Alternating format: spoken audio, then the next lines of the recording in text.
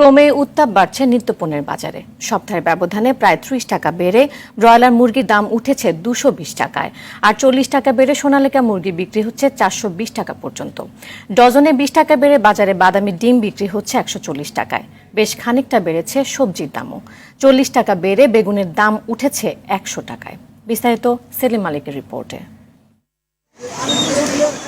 প্রায় মাসব্যাপী খরার পর গেল কয়েকদিনের বৃষ্টি প্রকৃতিতে এনেছে স্বস্তি। তবে প্রকৃতির এই স্বস্তি মুরগির দামে বাড়িয়েছে অস্বস্তি।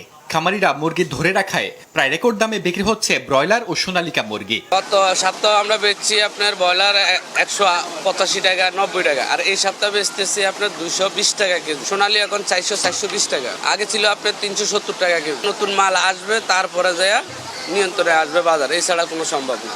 একই কারণ দেখিয়ে ডিমের দাম বাড়িয়েছেন বিক্রেতারাও। সপ্তাহের ব্যবধানে বাদামি ডিমে বেড়েছে ২০ টাকা আর সাদা ডিমে ১৫ টাকা। গত সপ্তাহে ১২০ টাকা ছিল, ২৫ টাকা ছিল। এই সপ্তাহে হচ্ছে লাল ডিম ১৪০ টাকা ডজন, সাদা ডিম ছিল ১১০ টাকা ডজন, সাদা ডিম হচ্ছে ১২৫ টাকা ডজন। এদিকে বোরোর ভরা মৌসুমেও চালের দাম কমার আভাস নেই। বিক্রেতারা বলছেন গেলবারের চেয়ে এবার চালের দাম কেজিতে প্রায় ১০ টাকা বেশি। ২৮ সালে আমরা বিক্রি করছি ৩৮ থেকে ৪০ টাকা, আর এইবারকে এখনো ২৮ সাল থেকে ৫০ থেকে ৫২ টাকা ২৮ সাল। মিনিকেটটা প্রতি বছর আমরা গত সিজনে আমরা বিক্রি করছি মনে করেন ৫৮ থেকে ৬০ টাকা, আর মিনিকেটটা এখনো ৬৬ থেকে ৬৭ টাকা। কুরবানি ঈদকে সামনে রেখে আগে ভাগে বাড়ছে মশলার দাম।